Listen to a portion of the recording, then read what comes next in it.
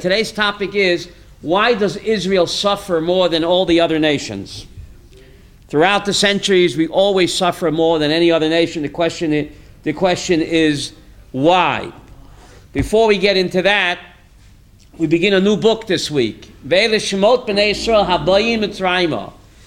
the names of the Jewish people who are coming to Egypt. What do you mean coming? It should have said kvar bo. How come it says habayim? What does habayim mean? They're coming. They're coming. It should have said kvar bo. They came 3,000 years ago. And then it mentions their names. Reuven, Shimon, Levi, Yehuda. We know who they are. So why repeat their names? So a Jew answers a question with a question.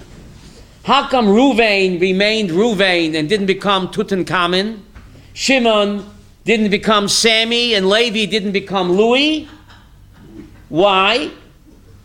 Because Habayim, they constantly felt that they just came. They're coming. They don't belong there. They know that are only a pit stop. They belong back in Eretz Yisrael. So Habayim, since they put themselves in the matzav that they're just coming, we're not here for that long, 210 years, and then we're going back. So therefore Reuven didn't become Bobby, and Shimon didn't become Sammy. Right.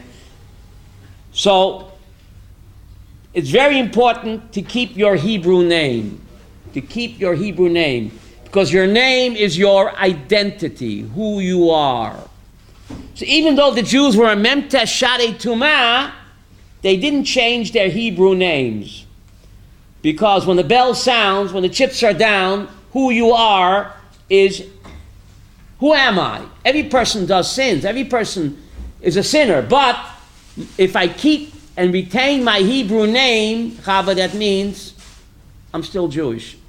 My identity is contained in my Hebrew name. So the Jewish people were Memtesh Sharei Tumah, but they kept their Hebrew names, and therefore they were what? Redeemed. Now, isn't it strange, Chava, that all the Jews kept their Hebrew names, except the greatest Jew of all, Moshe Rabbeinu? That's not his Hebrew name. His Hebrew name was Tuvia. If I was a rich man, his name was Tuvia. But his name, Vayar Ki Tov, the Torah says his name was Tov. Vayar Ki Tov. So the Talmud in Sota says that was the name that was given at the bris, Tov. So isn't it strange that the greatest of all Jews is not called by his Hebrew name? The other Jews got Gula because they kept their Hebrew names. And the greatest Jew of all, the Tsar, God never calls him by his Hebrew name Tov, but God calls him by his Mitzri name. Moshe is not a Hebrew name, it's a Mitzri name. Bat Paroi did not speak Hebrew, right? She never went to Ulpan. It's a Mitzri name. So why does the greatest Jew of all called by his Goyish name? Says the Talmud, Hakarat HaTov. Since Bat Paro saved his life, so God is eternally grateful to her. And therefore God never calls him by his Hebrew name Tov, but Dafke by his Mitzri name, to express Hakarat HaTov. The entire Jewish religion, says Abbeinu Bechai in Sefer Chinuch, stands on the principle of Hakarat HaTov, expressing gratitude and appreciation, even to a pagan princess. And that's how the name Alexander got into the Jewish people. Many great Hasidic Rebbes are called Ya'amod, Alexander. So the Talmud says, because Alexander the Great was very benevolent to the Jewish people, so Shimon HaTzadik, to express appreciation and gratitude, said, we're going to name our kids what? Alexander became a Hebrew name. Hakarat HaTov, just like Moshe. A Mitzri became a Hebrew name, all to express Hakarat HaTov. Getting back to Eile Shemos B'nai Yisrael. So Rashi is puzzled. We know who they are. So why tell us their names again? So I gave a pshat. They retained their Hebrew names. They didn't take Tutankhamen and Sammy. But Rashi gives another interpretation. We know their names when they were alive. How do you know when a person dies, he retains his identity? Maybe once he's dead, Reuven is no longer Reuven. So Rashi says, even though they're counted when they're alive, Chazar u'monan b'mitatan. God counts that even when they're already dead, Reuven remains Reuven. Shimon remains Shimon. Because the Jewish people are compared to what? The stars. And just like the stars shine forever, Kach Yisrael kayomin ba'olam hazeh ba'olam haba. You might think when a person dies, Chava, he ceases to be who he is. So the Torah says, Ruvain, even after death, remains Ruvain.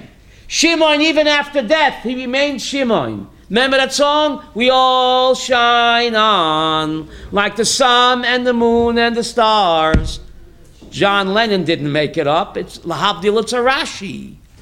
That even when a Jew dies, he is like a star. Just like the stars shine forever, so a Jewish person, even after he dies, he continues to what? Shine. Every one of us, Chava, is a star. Therefore, the Jews invented Hollywood. Ooh, not a coinky-dinky. The Jews, everybody knows the Jews invented Hollywood. Because every Jew is what, Yehuda? A star. And we contract the guy. Right?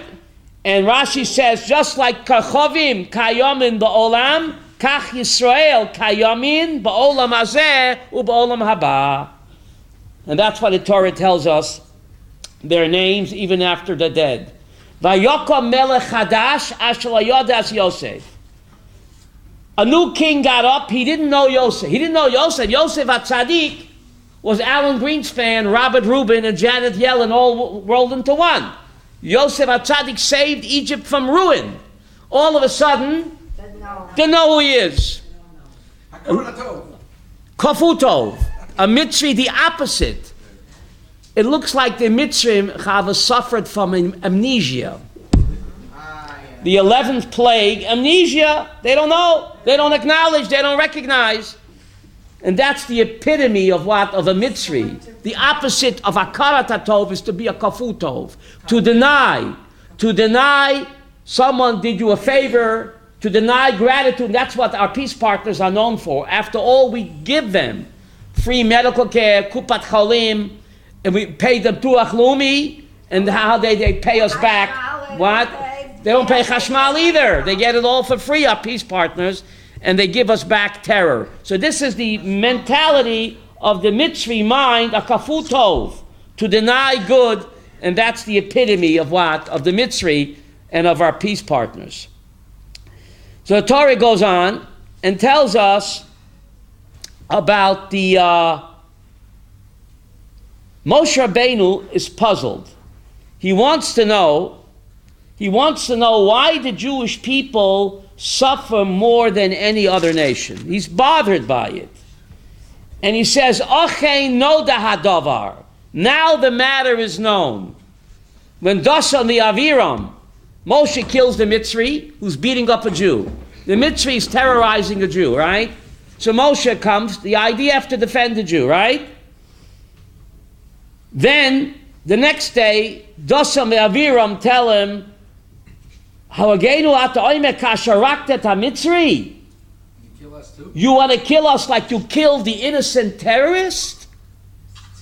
Vayira Moshe vayoyma ochein noda hadavar. Now the matter is known. Says Rashi, what matter is known? Says Rashi, quotes Shmot Rabbah, Noda li hadavar. Now I know. Sheyitu tomeya olav. Moshe Rabbeinu was shocked. He was wondering, why did the Jewish people destined to suffer in every generation more than any other nation? I don't know why. Me'chotu Yisrael mikol shivim umot. Why the Jewish people are more sinful than all the United Nations and the EU? In every century we're the most persecuted nation. Why? Avroyani shehem ruyim lakach. But now I see that they deserve it. What? They deserve it. We know the parsha of the week always speaks to current events. It never fails. It's unbelievable.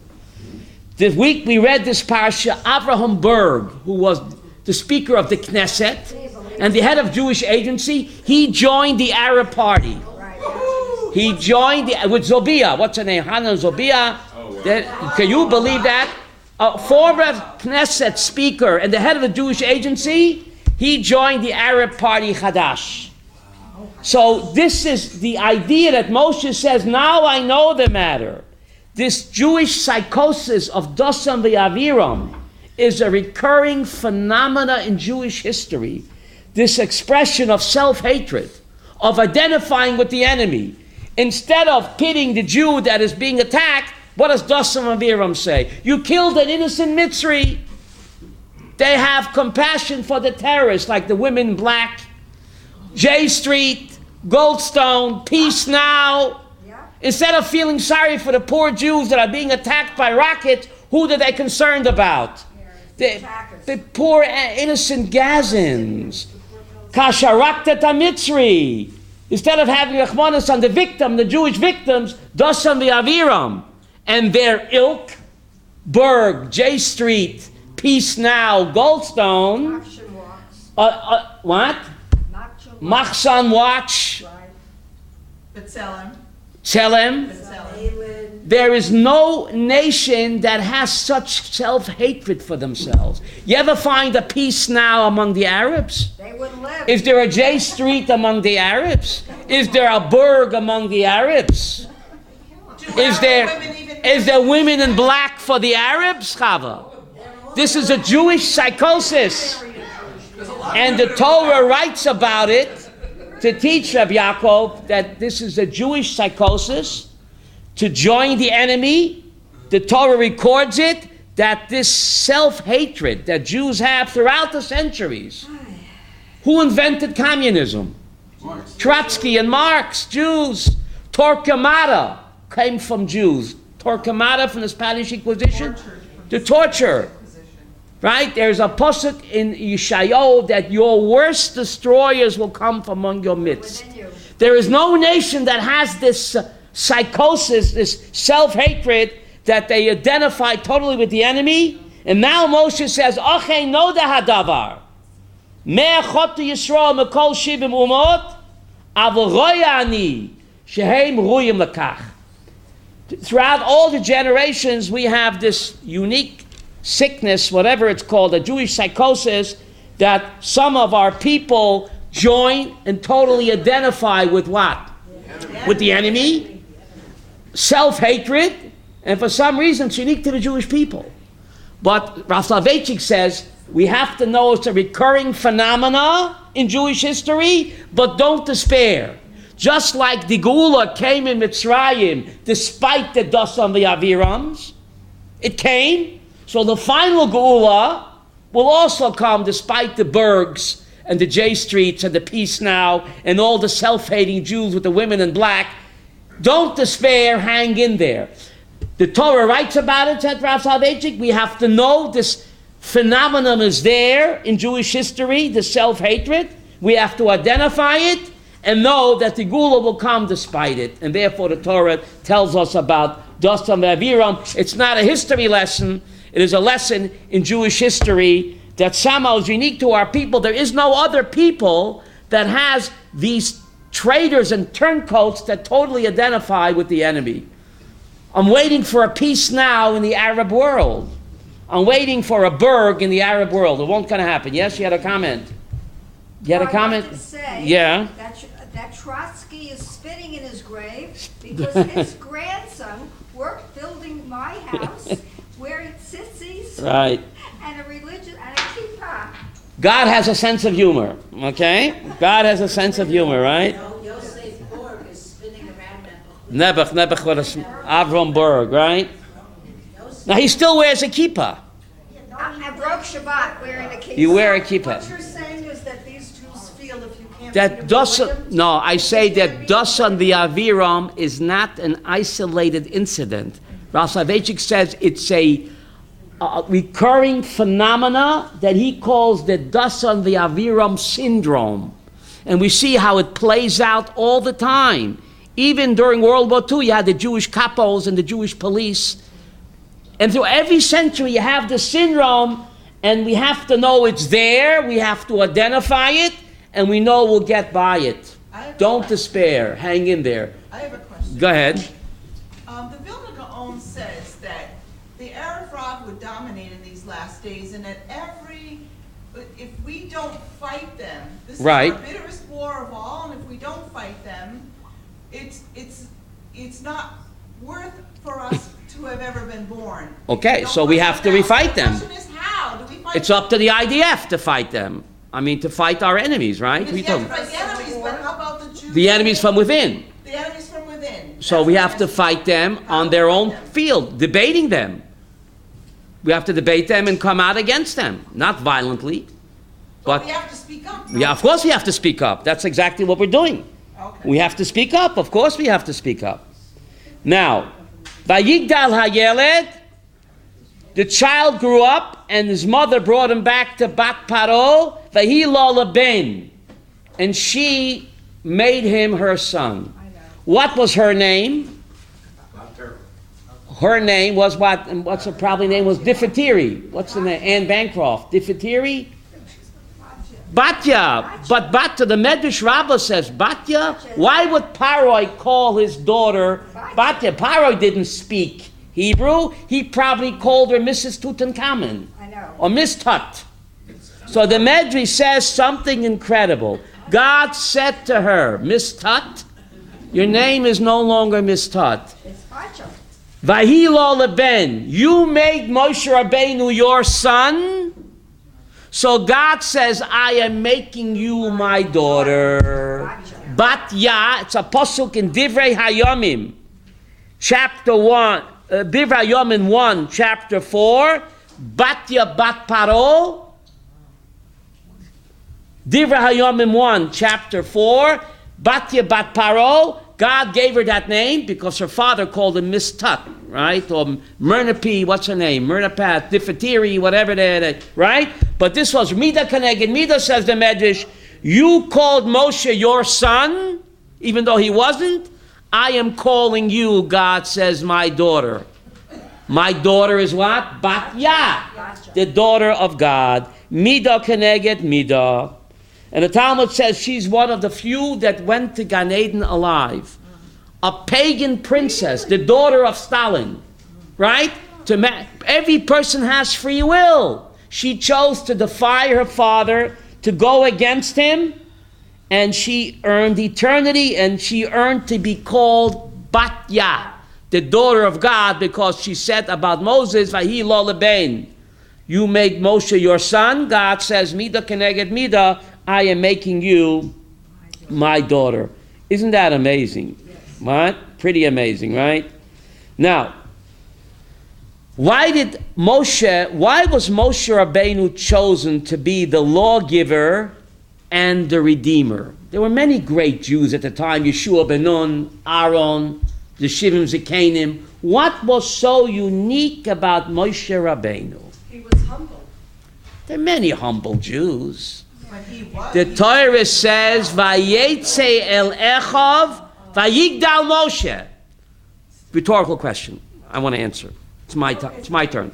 Vayigdal Moshe. Moshe became great.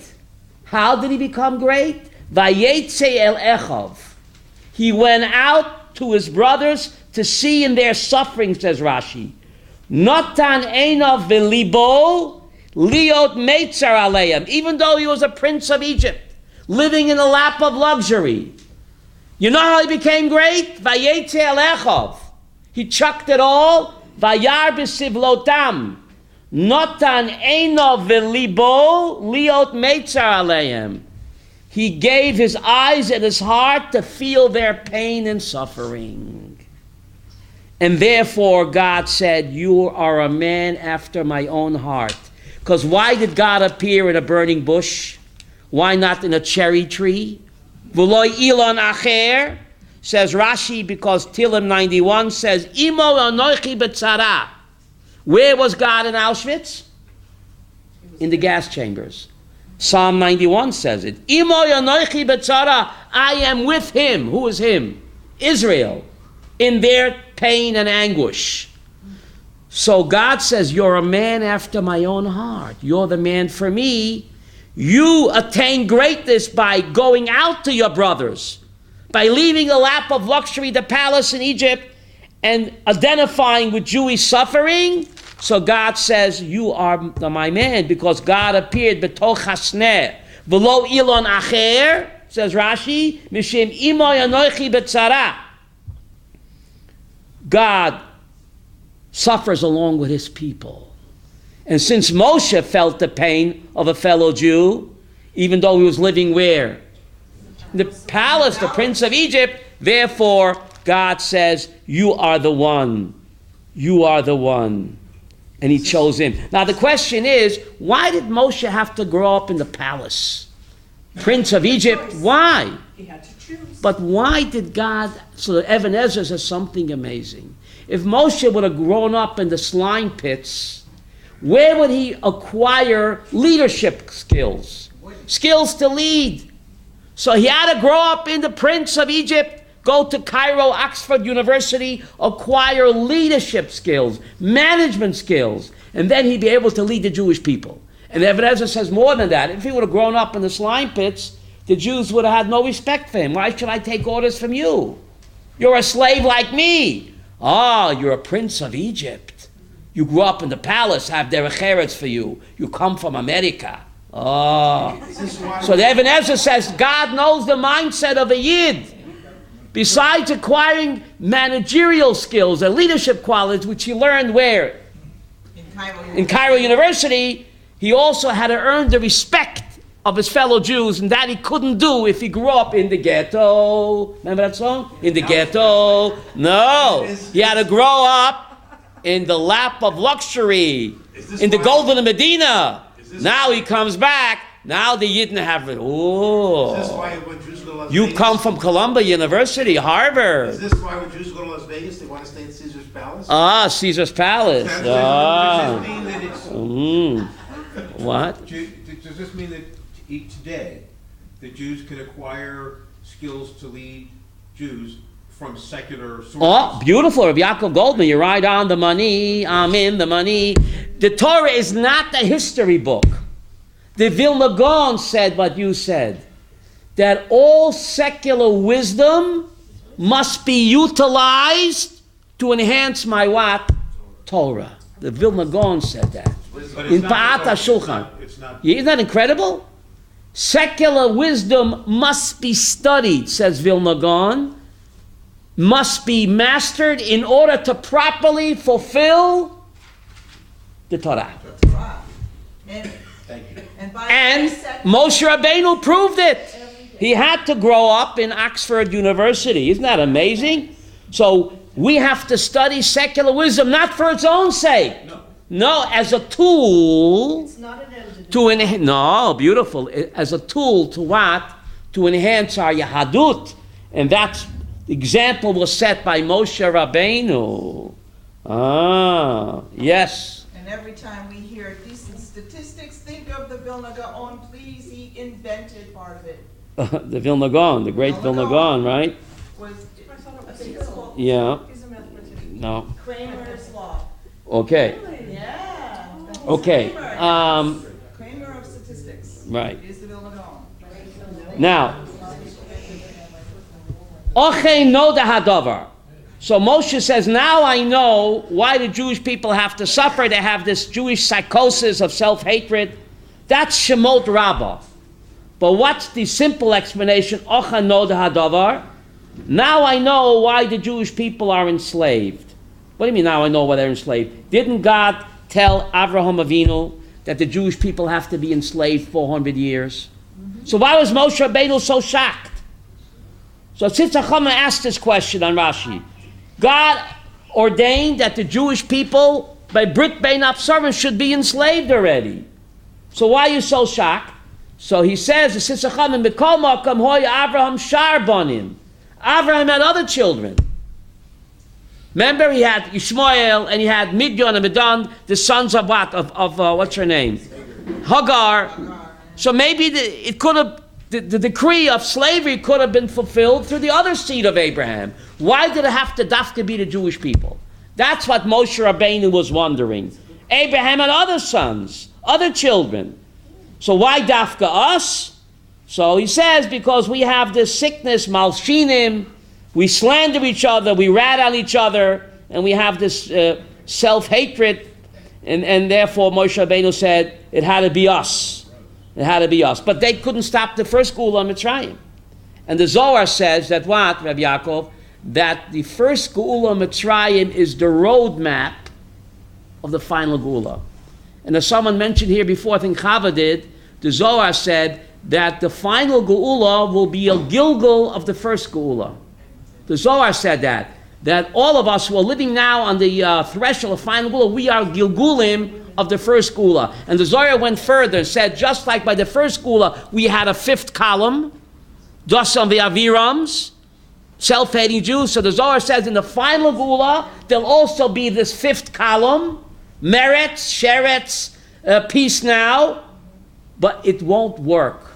The Geula will come anyway, despite the fifth column of the so-called Erev Rav or the Dosam v'Aviram syndrome. The Geula will come just like it came in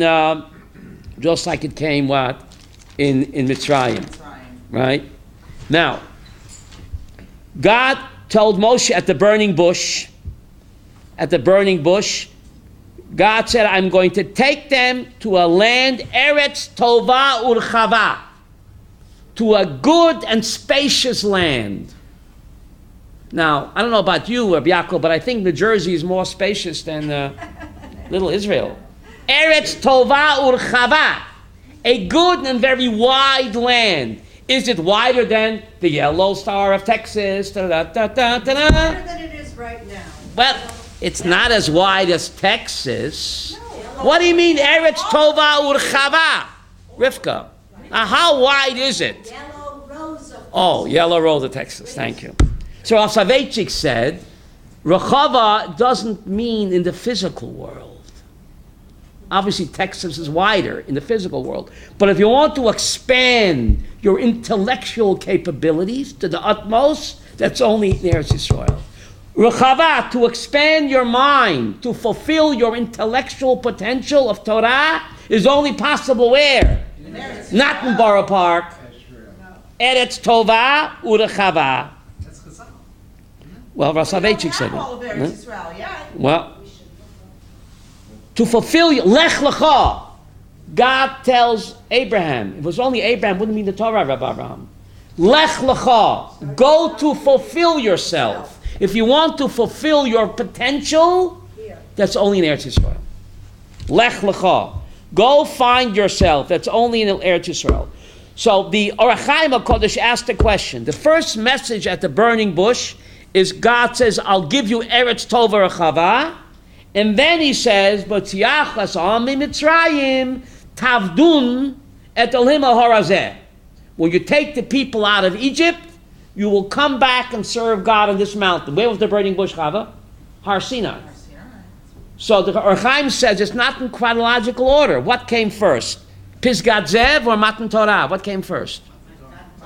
So how come God says first, I'll give you Eretz Tova Rechava, and then God said, when you take the people out of Mitzrayim, you'll serve God on this mountain?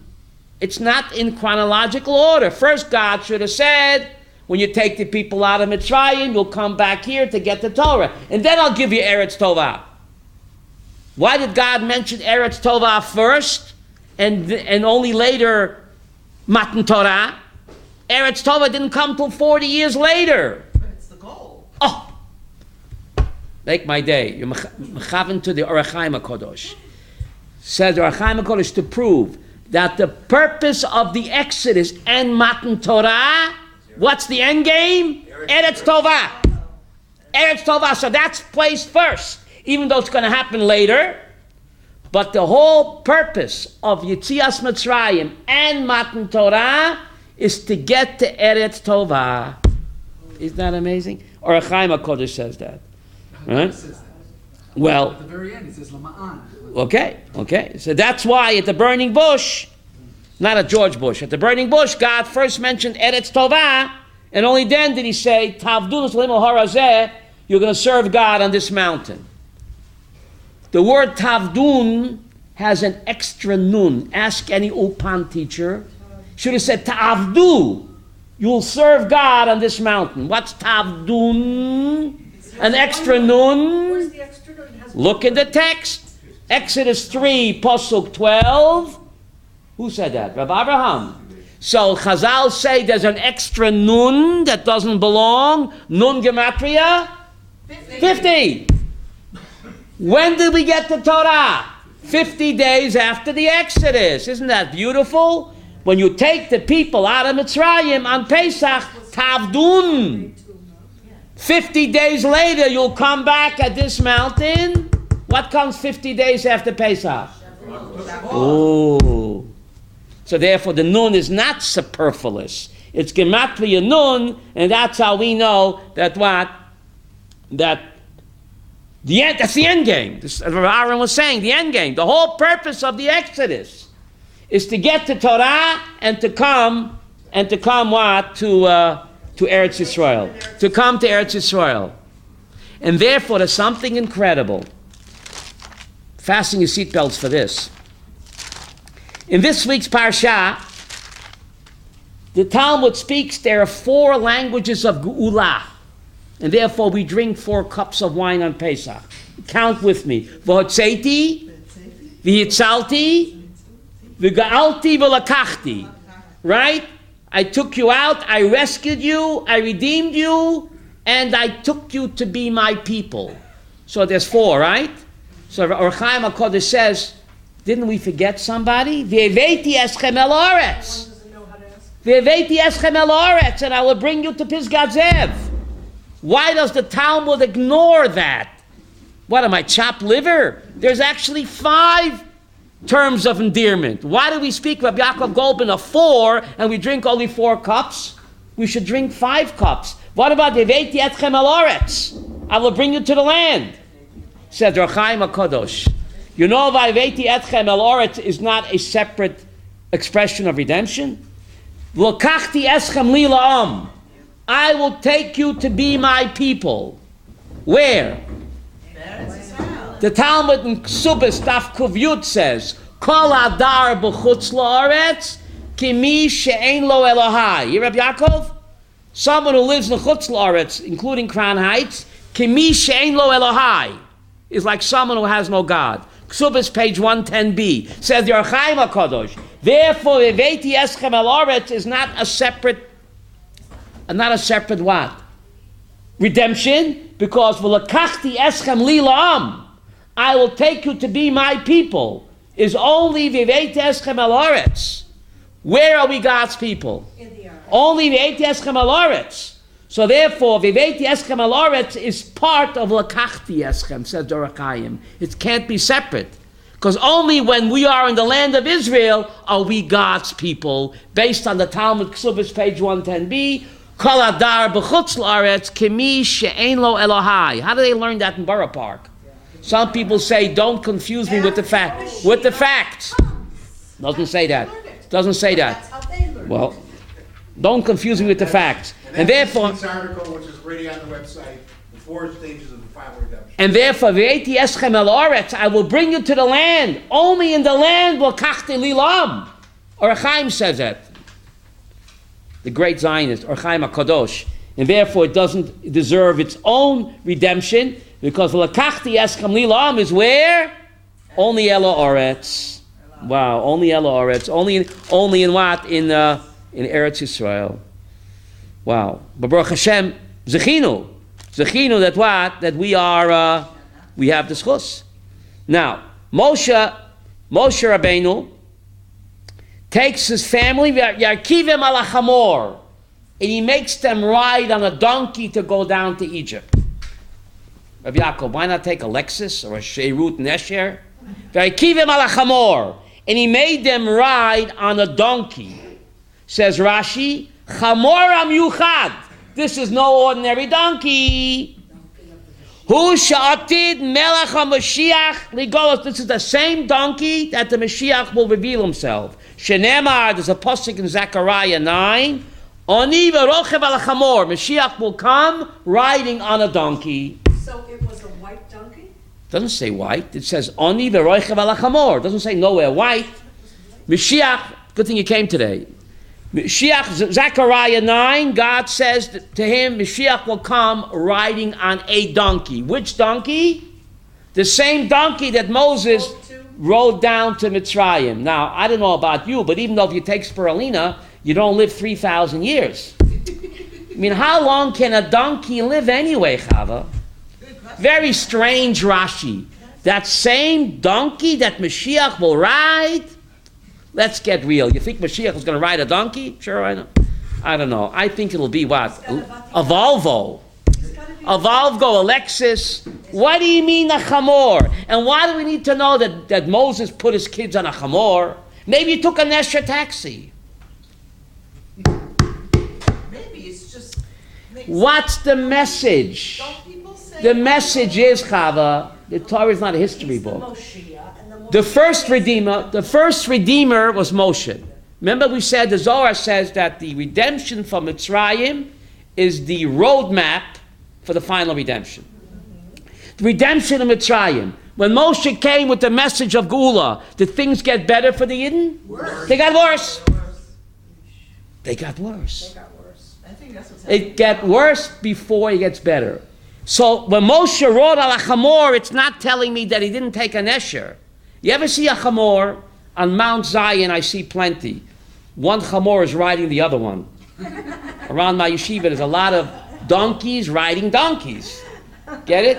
Our peace partners, the two-legged ones riding the four. So there's something very unique, Mrs. Lap, about a donkey. You watch them, they go forward, they stop, and they go backwards. They go forward, they stop, and they go backwards. Next time on your Mount Zion, you'll see them. The donkey riding the donkey, forward and backwards. The Geula will come like a chamor. It won't be straight. Moshe came with the message of freedom, redemption. It went backwards. Didn't go straight. But eventually, we got redeemed. So Zechariah is saying, Oni roichem al chamor. Mashiach will come, doesn't mean literally on the chamor. The Geula will come like a chamor advances, forwards and backwards. Yes, Medina Yisrael is the beginning of the Geula.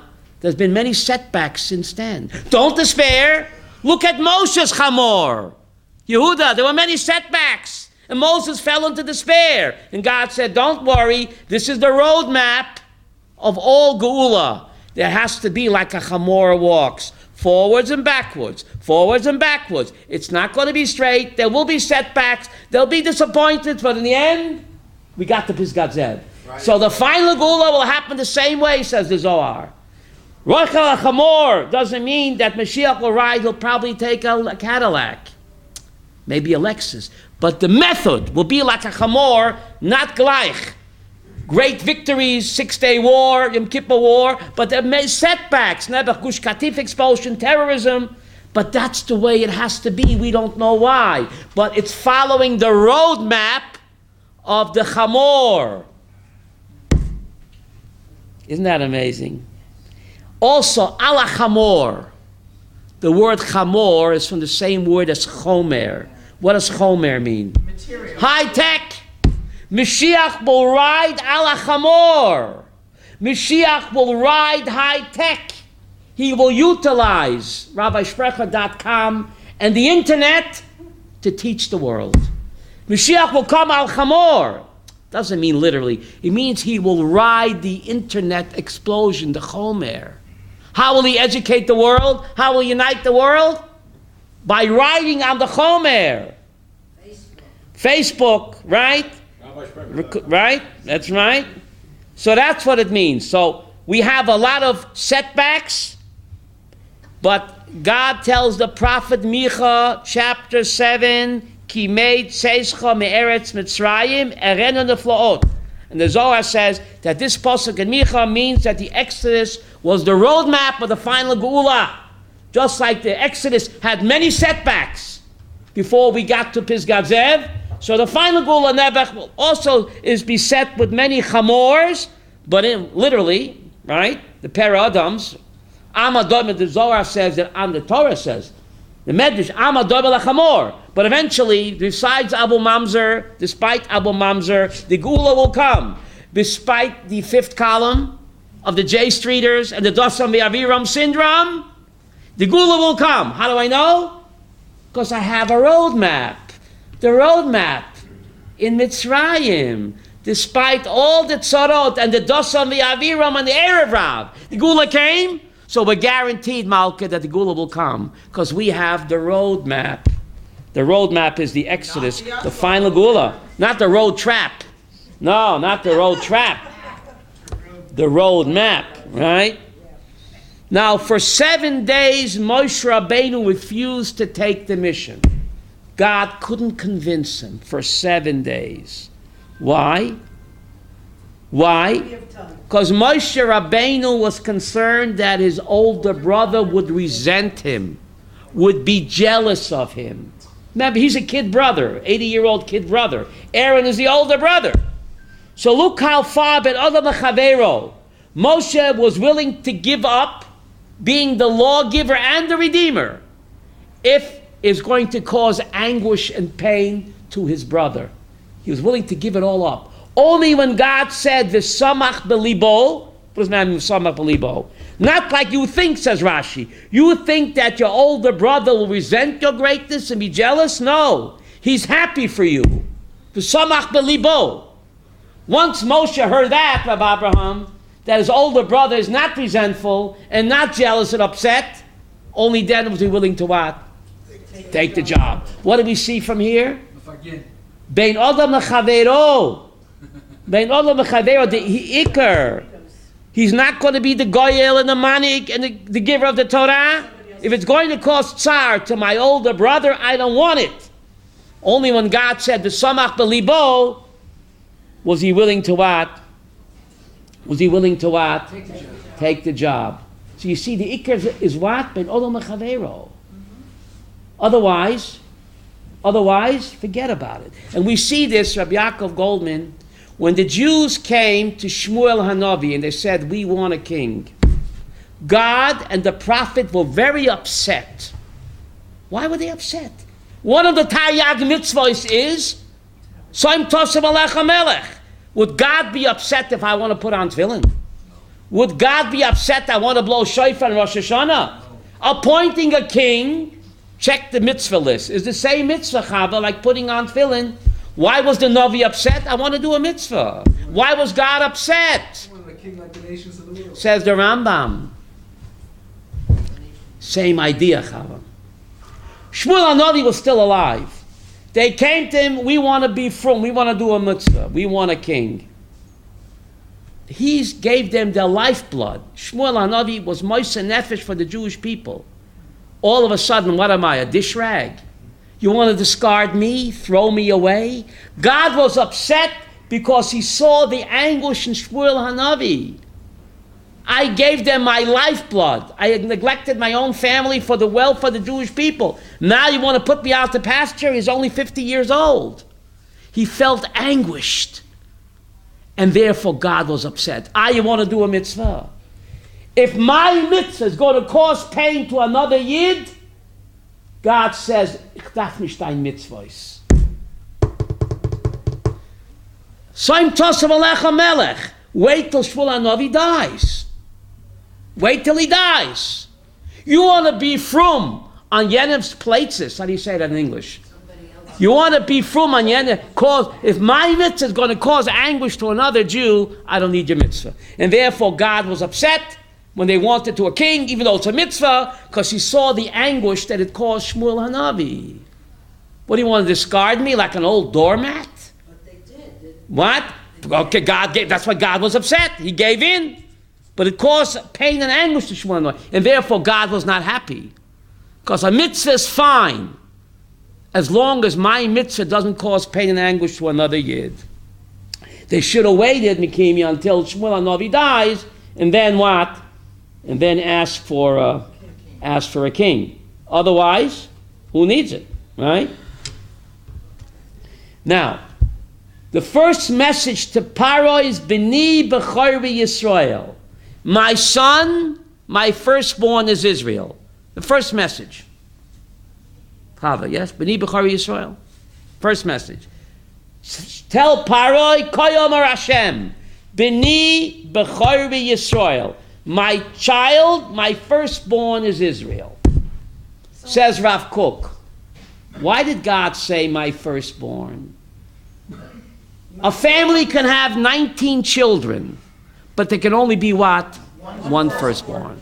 Says Rav Kook, God relates to every Jew as he would be a Bechor. Every Jew is unique to God. B'ni Bechori Yisrael. There can be no two Bechorim. Every Jew is a Bechor in God's eyes. Bechor is special. Why is a Bechor special? Because what makes a parent a parent? The firstborn. So every one of us is special and unique to HaKadosh Baruch Hu. We're like a Bechor to God. And we have to know that my tafkid is not your tafkid. Every person is just like his fingerprints are unique. His tafkid is unique. And no one can do it my way. Da-da-da-da. Except for you. Da-da-da-da. My way. Yes, Chava. In that case, who would be upset now? Yes. In our day, since the Yes.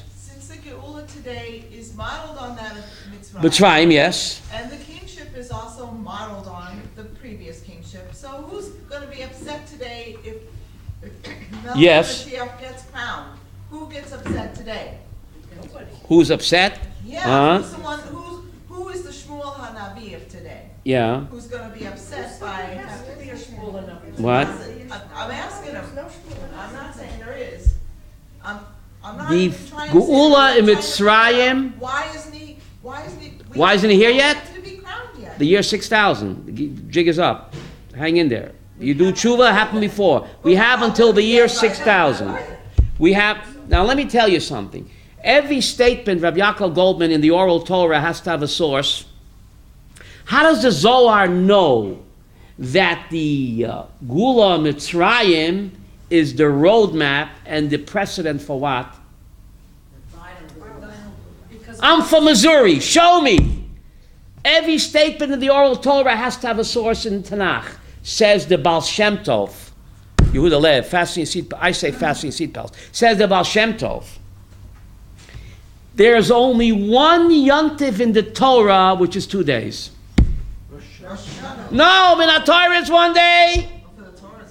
There's only one yontif Minat Torah that's 2 days. Sukkot is only 1 day. Shmini Atzeres is what? Separate. How do I know? Shechiyanu. Shvi Shal Pesach. Pesach Rivka is the only 2 day yontif. You could check it out. Rosh Hashanah, the second day is only rabbinic. Shmini Atzeres is what? Regel b'fnei atzmo. What's the proof? Shechiyanu v'kiyamanu. The last day of Pesach, do you make a Shechiyanu? No. Why? Man ishtar. I want you to write Tiftar Abaron. You can't ask the same 4 kashas every year. Man, I'm giving you a 5th one. I hope you write it down. I'm not joking. Man ishtana Pesach mikol hachagim. Mrs. Lapp. It's the only 2 day yontiv min hateidah.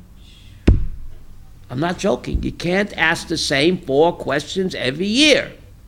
This year, Man ishtana Pesach mikol hachagim, says the Baal Shem Tov. It's the only 2 day yontiv in the Torah. Yes, Lekemia. There is no other yontiv. Rosh Hashanah in the Torah is what? Shmini Atzeres is a separate holiday. Shechiyanu. Pesach is the only 2 day yontiv in the Torah. Shavuos is 1 day in the Torah. Yes. Why? Say, Minat Torah, says the Baal Shem Tov. The first day, Pesach, is to commemorate the Geula in Mitzrayim. The last day, Pesach, is to commemorate the Geula of Mashiach. There's the Zohar source that the Geula of Mitzrayim is the precedent for the final Geula. The first day, Pesach, commemorates the Exodus from Egypt. The last day, Pesach, commemorates the Exodus from abomination and John Balkari and Abu Mamzer, Mashiach. Therefore, the Baal Shem Tov came up with Shvi, the last day of Pesach. He had a Sudas Mashiach. The Baal Shem Tov instituted on the last day of Pesach, Sudas Mashiach. By observing the last day of Pesach, we are affirming our belief in what? Therefore, he instituted, Baal Shem Tov did, Yehuda, Sudas Mashiach. And he says something strange. One of the Ani Mamin, believe in Mashiach. The Rambam says if you don't believe in Mashiach, you are what? Kofir.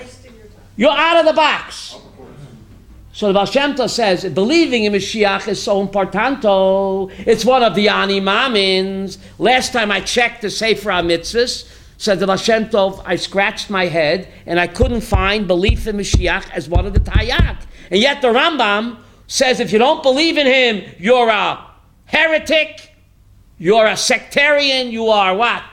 Out of the pale. So Holy Rambam, last time I checked your list of Sefer HaMitzvahs, I didn't see belief in Mashiach in there. Said the Baal Shem Tov, it's in there. Shvi Shal Pesach. Observing Shvi Shal Pesach, what are you doing? I am affirming my belief in Mashiach, the Holy Baal Shem Tov. It's so sweet, Sharon, it's so sweet. The first day of Pesach, I'm affirming my belief in what? In the Exodus from Mitzrayim. Shvi Shal Pesach has to be a yontif, because that's affirming by belief in what?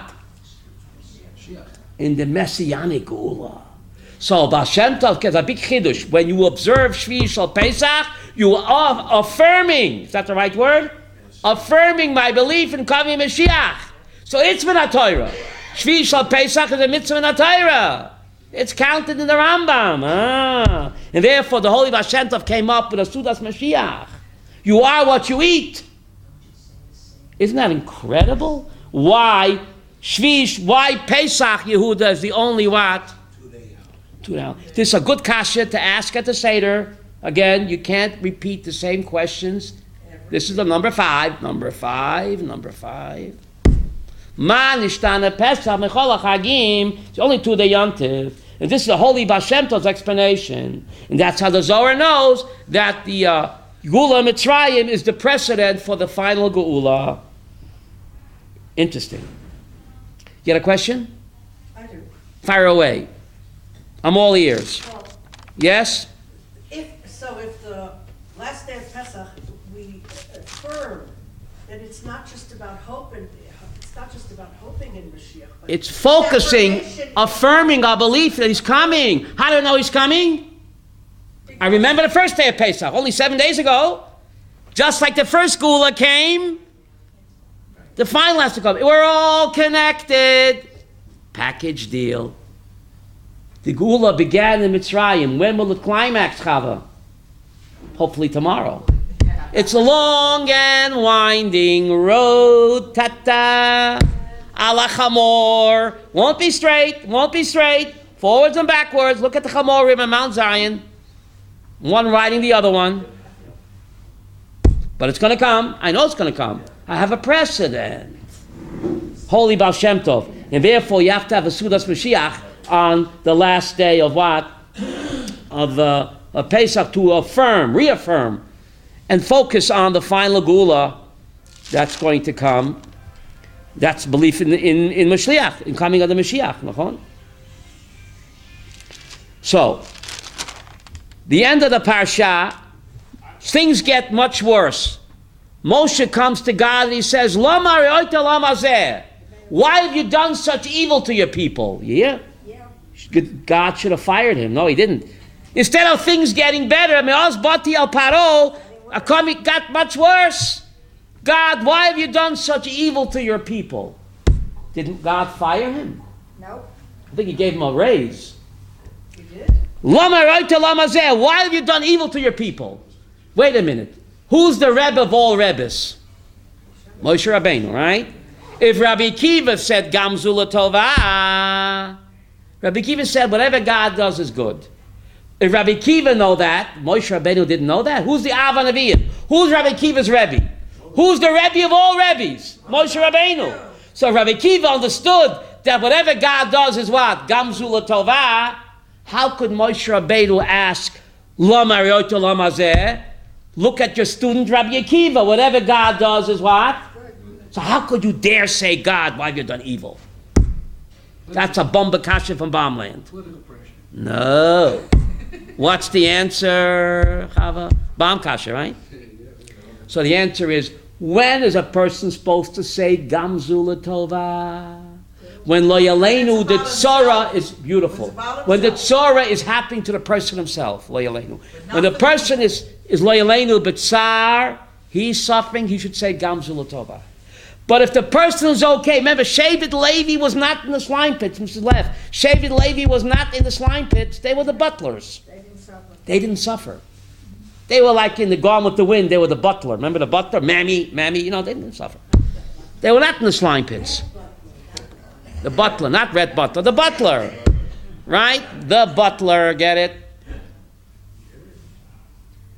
If the person himself is suffering, he's probably Gamzu Latova, Lo Yaleinu. But if the person is okay and another yid is suffering, then you don't say Gamzu Latova. Then you say, God, why are you doing evil to that yid?